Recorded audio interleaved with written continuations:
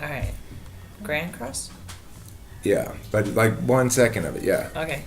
All right. So, when you said that you didn't want to defend the status quo, is that not then giving up the impacts of the success the airstrikes have had thus far in the status quo? I didn't say I didn't want to defend the status quo. I said I didn't have to defend the status quo. Well, I thought you said you wanted us to be out of there. You didn't like airstrikes. Well, in the status quo, there is a.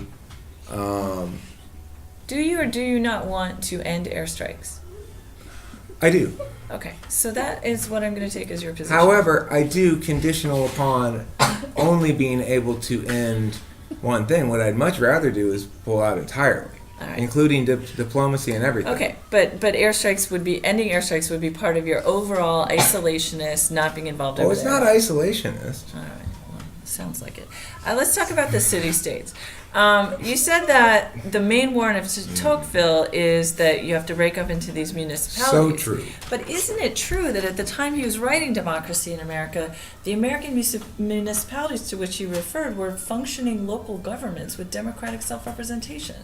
Well, that would depend. Some of them were further along this process than others. Like You're who? right. Well, for example, a lot of the Massachusetts cities, in fact, did have that sort of democratic representation we talk about, and they manifested in a quicker arc towards democracy. But a lot of the cities in, like the South, for example, they didn't get democracy until after the Civil War when they freed the slaves. That's really interesting that you would mention the Civil War, because it seems to me that sometimes a society is so undemocratic that you end up having to fight a war in order to provide for the conditions in which democracy can be achieved. Yeah, and that's the thing. That's why they call it a civil war, because we're not allowed to join in. Otherwise, it becomes a foreign war.